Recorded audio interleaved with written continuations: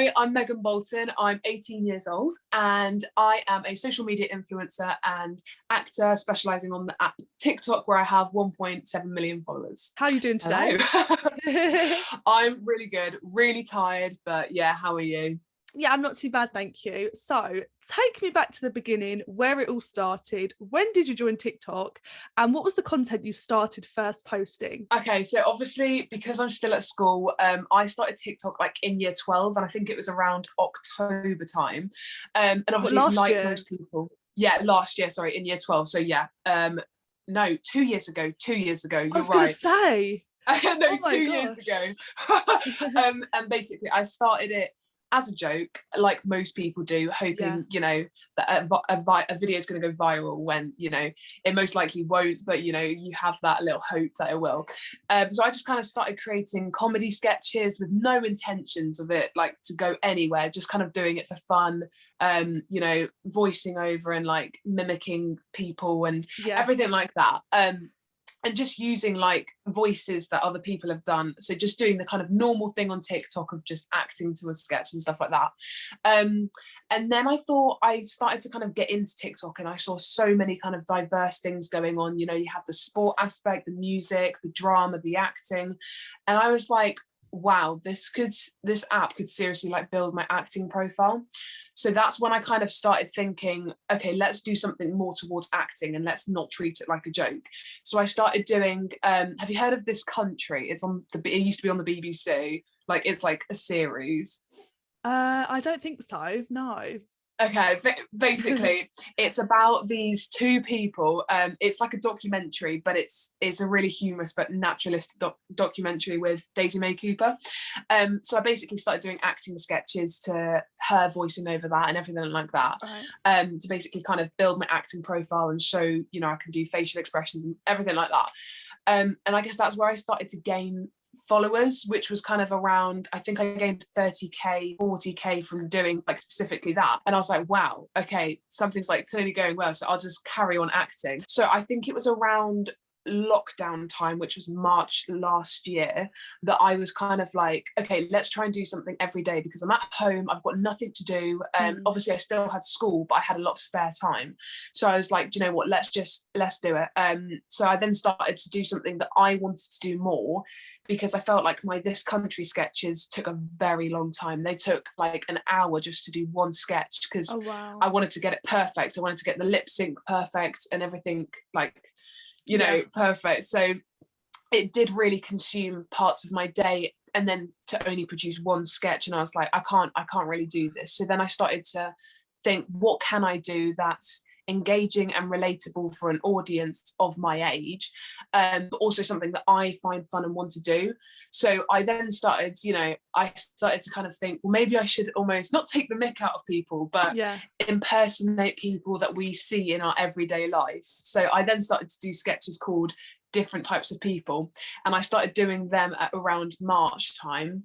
And yeah, no, it literally just started going up from there. I think I gained like 200,000 followers in like 2 weeks, something like that. It was crazy. So I was like, wow, I love doing it. People like seeing it. I'm just going to carry on.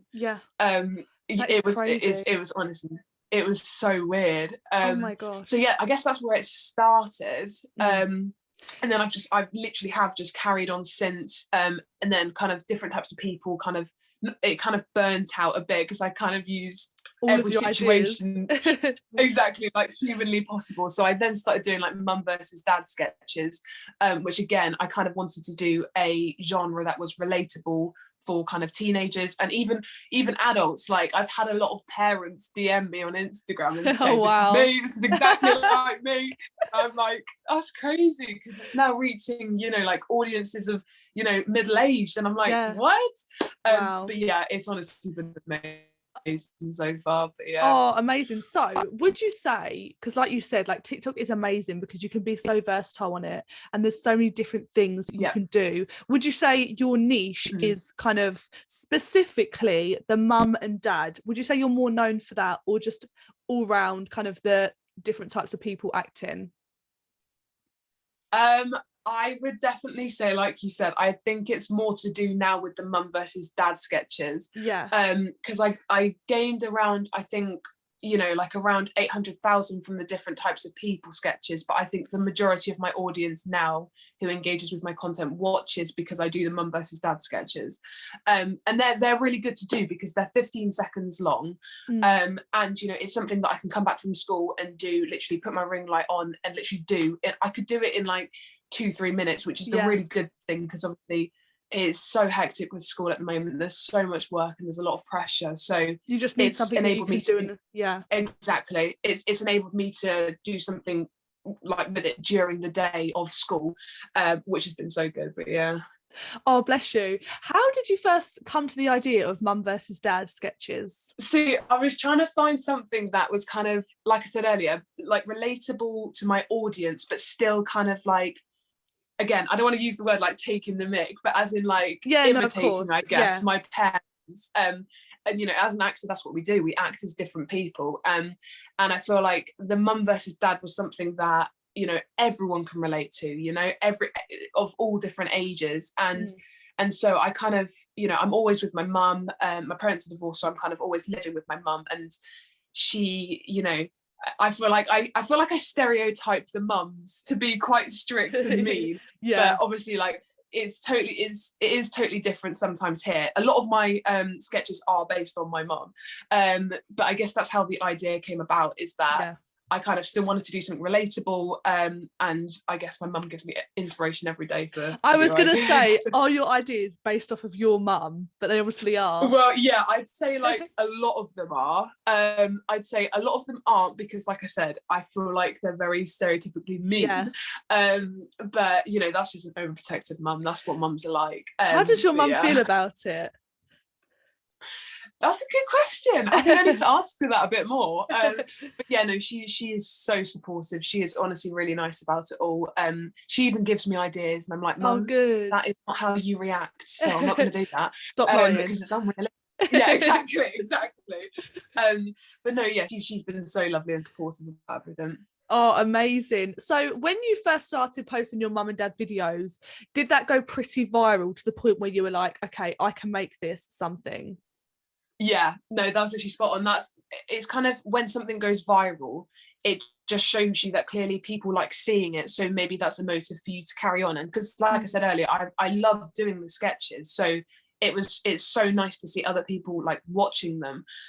So like you said, I feel like it takes kind of one video to go viral for you to kind of have that little boost of energy to carry it on. Yeah, 100%. Yeah, definitely. So what was the views on the first viral video for you? Do you know the number? I can't. I don't know, actually. Because I mean, you're getting like millions now, so you're probably used to the high numbers. I know, it's weird. It's weird because obviously I have 1.7 million, but obviously everyone knows that you never get consistent videos at 1.7 million. That's unheard of. Like, your engagement must be 100% if that is if that's what's going on there. But like, I'm happy if videos roughly get in, the 300,000. For me, that's like a real like yay. But I had a video recently that got like, I think 7.2 million views, which for me is like that's the biggest amount of views I think I've ever got. I know for a lot of other creators that's not a lot, but for me that is a lot. Thank you. I just feel like, for me personally, who's kind of stuck to not doing a trend and hopping on a trend, but for me it's that people viewed that for my acting and like for doing what I do, I guess, and that's your idea. Really, like, it's original.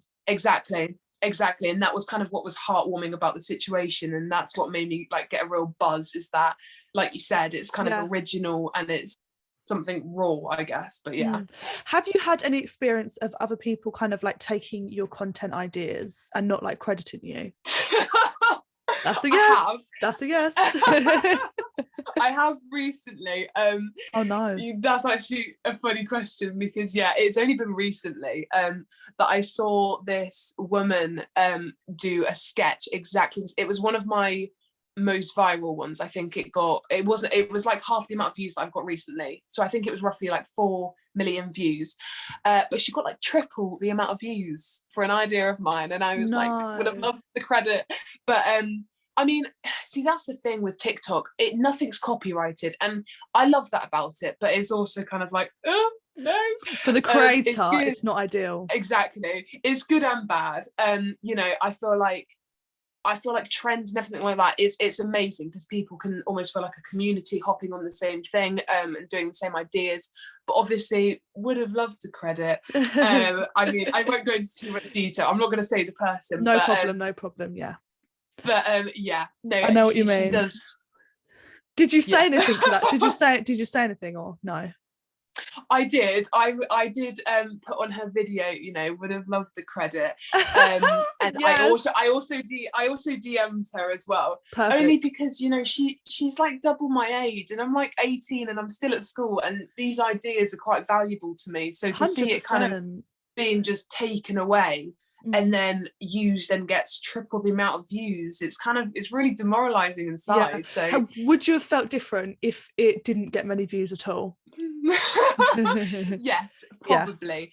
Yeah. Only because obviously she's being recognized for that idea, and obviously, you know, on a big scale. Exactly. And with acting, it's all about, you know, I feel like it's very personal. You know, I write the scripts, I think of the ideas, and it's quite personal to me and my experiences. So to see that kind of just ripped away and taken, I was kind of like, and blow up. Okay. Yeah. Oh, bless you. Talking on content and like different ideas, I know you said you base a lot of your ideas from like your experience with your mum, but obviously you have made such a large scale of videos now. Are you getting to a point where you're like, oh my god, I don't know what to do now? You're running out of ideas? Yes. So I'm literally sat in the common room like, guys, any ideas? Because I it's come to the point where I've almost drained all the situations that could humanly like possibly happen in the home environment with your mum or dad, and then also the different type of people. So I guess COVID's kind of given me more ideas to think about, like, you know, mum versus dad getting a COVID test. I have not done that one. I probably need to do that one. That's a good one. Like, it's stuff like that. But I try and think of the ideas in the moment, because it's all dependent on how I feel. Like if I'm in a really like grotty mood, then I will probably do a grotty video. But if I'm in a really like hyper mood, then I'll do one where mum's really hyper. So I tend to think of the sketches in the moment. So I can kind of, you know, it becomes more genuine. Yeah, exactly. I was just going to say viable. Yeah, viable. Vibing. It becomes more of a vibe for me and also for the people watching. But yeah. Oh, good. That's amazing. So I was going to say as well, with lockdown, have you found it kind of hard? Well, I suppose your career has kind of been through lockdown and only lockdown. I know. Yeah. That's crazy to think, isn't it? It is. It's so weird. Like, I know for a lot of people, obviously, you know, the whole reason why we've had a lockdown because of COVID, that's obviously been such a sad and, you know, depressing situation for a lot of people. But I feel like for me as an individual, it gave me an opportunity of using that free and spare time and allowed me to do something creative that I love doing. You know, acting is obviously a hobby and something I want to have a career in. And I really feel like lockdown gave me that opportunity, because I feel like without lockdown, I probably wouldn't have started TikTok and therefore wouldn't have had any sort of opportunities. Like, so really you've really benefited from all this spare time. Yeah, literally. I definitely have. It's almost been a blessing in the weirdest way. But no, I can relate to that. I think a lot of people as well have blown up like within the last year, and sadly it's been such a rubbish year, but a lot of people just made the best out of it, which is amazing. Exactly. Talking a little bit on your views and things like that, how do you feel about the TikTok algorithm? I mean, at the moment you're getting amazing views, but I can't imagine it's been like that from the start. Yeah, that's very true. I feel like there was a period of time when I was back at school and I was only able to do like one video a day. So I was able to still be consistent, but not produce as many videos. So I then kind of was really slowly growing. And then at a point, I think for 2-3 days, like losing followers. And I was like, no. And it is, like I said, it's quite demoralizing in that, you know, you do the videos to try and, you know, show an audience, and if you're losing an audience, that's really sad. Absolutely. But it almost gives you that motivation and boost, because that was the trigger thing for me to go, okay, I need to get my act together. If I want to continue declining, then I'll just continue doing one video a day. But the negative thing almost gave me a boost and a kind of trigger to motivation. Exactly. It gave me motivation to start doing 3 videos a day again, which I will recommend to anybody. The algorithm is all about being consistent, posting at least 2 or 3 times a day, every day, as much as you can, because TikTok's going to push out content in that who they know have been on TikTok and producing and putting time and effort into TikTok. Exactly. And I feel like there's no one's ever going to know the actual truth about the algorithm, but from my personal experience, I post at around 5 o'clock, which is when people finish school, getting home and having dinner, so on their phones. And it's around that time that the views kind of go up and start to go. But yeah, if I was going to give advice to anybody, it would be definitely consistency. And yeah, consistency and posting at least 2 or 3 times a day, definitely. Brilliant, lovely. Because one of my questions was, what advice would you give to new creators? And you've literally just covered it, which is amazing.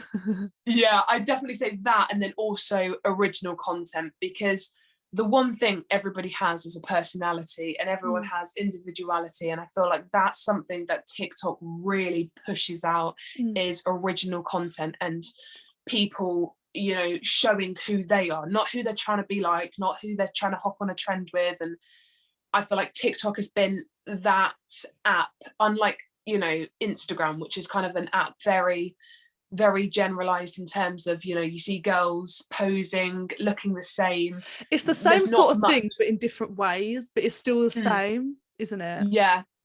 Yeah, I know what you mean. It's weird. Like, I feel like people can express themselves a lot more on TikTok because it's 3 videos. And obviously I know you've got Reels and Instagram now, but I feel like TikTok was the app to basically let people have a voice, but let them show their individuality in their voices and in their physicality. And, you know, that's what I love about TikTok, is how diverse it is, and just how, you know, how such positivity has been spread on it in the last year for something that's been, you know, such a depressing year. Yeah, 100%. So definitely reality.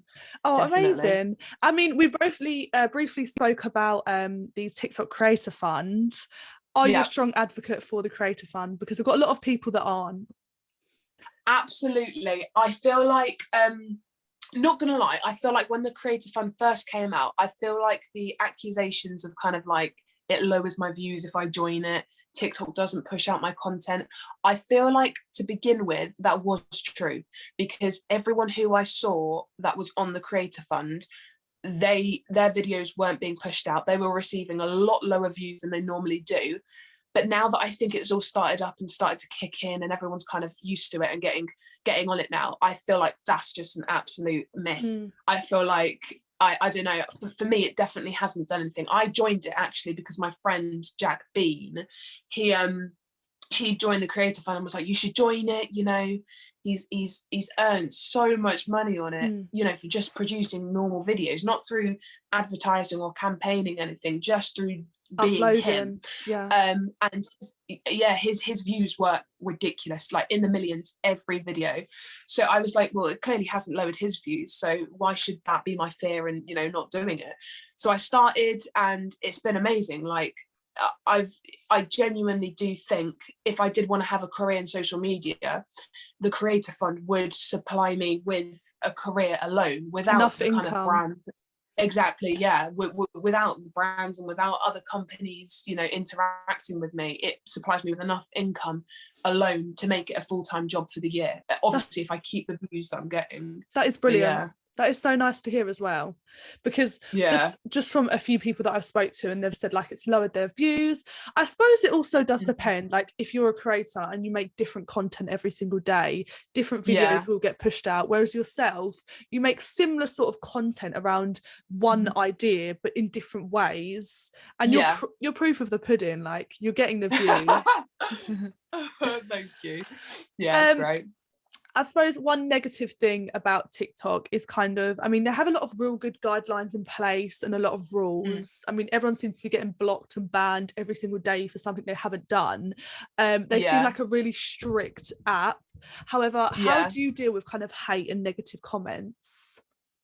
See, that's the thing. Like, I've been asked this question like quite a few times by people, and I don't know what to say, because me personally, I haven't experienced like any hate at all on my TikTok and on my Instagram. I can't say for maybe, so for instance, 9gag, I know they posted my TikTok on their Instagram, and I was reading the comments and it was all just hate, hate, hate.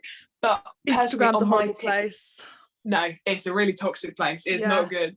But I feel like for me personally, on my TikTok and Instagram, I've never had any hate at all. All of my DMs is just so lovely, and I think it's because of my audience being so young, and they're mainly girls as well. So I feel like it's quite like a really nice, vulnerable but innocent audience who exactly, and that's the perfect word, space. And I feel like I've just had that real safe space on TikTok, and I feel like I've had that really safe space on TikTok with my fans, and you know, just the videos and stuff. Oh, that's amazing. But in terms of, for instance, if someone was receiving hate, because I know that is very common for an influencer, I feel like I am in the minority of people who don't receive hate, and therefore I would say to anyone that is, it's so much easier said than done. But yeah, it is, isn't it? Ignore it, but it is so much easier exactly to say that. You gotta not care. And I feel like that's the only reason that I was able to start TikTok, was because I've always been quite like a confident and outgoing person who just doesn't care what people think. I don't care about people's opinions of me, which is such a good mindset. And I feel like that's a mindset people really need to grow to have. Like, I feel like there's so many amazing people out there, but they just don't have the confidence, and when they get hate, it totally knocks the confidence that they do have. And I feel like all I can say is you can't care what people think about you in now and in later in life. Starting a TikTok account whilst you're at school, that is quite a big thing. Like, I can't imagine of doing that at school. Like, what was your friend, was you worried for your friend's reaction, or you just didn't care? So I obviously, like I said earlier, I started it as a joke, and I started it as kind of like, all my friends kind of got TikTok and doing jokes with each other, and you know, doing videos with each other, and it's all just kind of like a community within school, and not really interacting with, you know, the community outside. The world. Exactly. So I feel like to begin with, it was kind of socially acceptable to have a TikTok account, to use the TikTok and create casually. Videos. It's kind of pushing it, but it's acceptable. But then I feel like to take it seriously, that wasn't so acceptable. But I think because people know me and they know that I love acting, I never really had a problem in terms of people coming up to me and going, what the heck? Do you know what I mean? Like, I've never had someone do that. Obviously, I have Mickey takes of people at school who I'm friends with and who I'm not like friends with the school, but it's never been something that's kind of really drilled my mood or got me down or anything like that. I suppose because you are literally yourself, but obviously in an acting situation, people know you for that anyway, so it probably wasn't a shock, was it? Yeah, because at school I'm exactly that. Like, I literally am just I'm not the weirdo at school, but as in I am the outgoing one. Outgoing, that's the word. And people know I don't care about what people think. So I think at school, people know that I'm bold. People know that I don't care. Honestly, me and my best friend, Lucy Porteous, we walk around just singing at the top of our lungs in school. And teachers are looking at us like, girls, what are you doing? But they know. I just don't care. I don't care what people think about. And obviously there's rules that I've got to respect. But as a whole, that's the one thing that I'd get across to anybody wanting to start a TikTok account is you just got to not care what people think. 100%. You just got to put aside other people's views. Yeah, exactly. Being in school and obviously being a large creator, like, you're verified, so it's official. Like, you are a big creator on TikTok. Do you now get a lot of attention that you didn't get before? Well, see, I feel like that's a hard one, because obviously I'm in my year at school, and because of COVID, years have been totally segregated. So I only see and interact with people in my year, Oh because wow. year 11, year 10, year 9, I never see them because they're in lessons when we have lunch. So they've timetabled it in a way that basically years will never be able to interact. So, you know, when I walk past some year 7s, like if I'm walking to another lesson and they're walking to theirs, I like sometimes I hear like girls go, oh, it's Megan Mountain, and it's really sweet hearing that. Yeah. But I guess nothing's really changed at school, like nothing. Like I don't act differently, my friends don't act differently. It's just like it's another good. life, like it's another part of me that I don't tend to show or do at school. Like I tend to always come back home for my sketches. And it's not something I really publicly speak at school, because I don't want to be known as, you know, like the TikToker, like in my friendship group, or, you know, just to other people. Yeah, 100%. I'd definitely say teachers have mentioned it a bit more, but oh that's about it. really? Yeah. How does it feel knowing that they watch you? Or it doesn't? Yeah, it is quite weird. I'm kind of thinking, what are the school regulations on that? But, but no, honestly, I don't mind. It's quite funny, but yeah. So moving outside of school, obviously you don't see many other people, but supermarkets, things like that, have you been noticed? Yeah, see, that's the thing, like, is so lovely going into, like, I guess the wider world, not just in school, and people like recognizing me and like asking for photos. It's so weird. Like, I'm still at school, I'm 18. Yeah. It's like, why do you want a photo with me? Like, what? But yeah, no, it's been so lovely. I'd say my holiday when I went to Devon last year, that was kind of the point where lots, like, there was once like a queue, and I was like, who is queuing to see me? Like, are you joking me right now? We need security. It was so weird. Yeah. No, it was honestly, it was so weird. Oh wow. But it is so lovely. I say weird, but as in like it was overwhelming. Yeah, just different. It was so exactly, like I've never experienced anything like that. Like, you know, that's the kind of stuff you take the mick out of and aspire to have when you're younger. Like, I want to be famous, like when you're in that moment, you're like, whoa, what is it happening? But yeah. What is some things that you've had to adjust to now that obviously wasn't really normal before? Obviously getting noticed, like being one of them. Yeah. Is there anything else that is like just the new norm now that wasn't normal before? That's a good question, actually. I'd definitely say time management. Time management is something that I've totally had to take a grip of now, because I don't have time to just faff around, sit on my bed and go on my phone. Like, I've got to come back from school, I've got to have sketches pre-planned or think of them there in the moment before 5 o'clock to post for 5, and then I have to schedule when I'm going to do my coursework for school, my essays, my homework, everything like that. So I feel like time organization is something I've had to get a grip of. I think that's kind of the only thing, and also just, you know, the pressure of when brands contact you and you having to get it in on a certain time and everything like that. So again, that, I guess that's time management. But yeah, do you have management? I see, this is the thing, I'm not tied to any agencies. I don't work exclusively, because I feel like, as you know, as a young creator, I've only just started in the industry, and I want to give myself as many opportunities as I can. And I feel like being tied to a management or agency, it limits those opportunities, because I work with like 5 or 6 different agencies who all give me different like campaigns and different music stuff, brand deals, like clothing stuff. And that's what I love about working with so many different ones, is that they all can contribute something different to you. And it's just lovely building a connection with different people as well. But I don't really want to go exclusive with an agency, only because I love doing it kind of on my own and being able to reach out to people, as well as let people reach out to me without feeling kind of caged in that I have to tell my manager, I have to tell my agency about this. Yeah, which is totally, it's another thing in the back of your mind you always have to kind of be aware of. Do you get a lot of people contacting you? Yes and no. Like, I've had a lot of agencies contact me, and then it's kind of the agencies who give me, I guess, the brand deals and music and everything like that. But I haven't had many, I guess, brands or clothing brands contact me directly. And people will say, that's because I don't have an agency.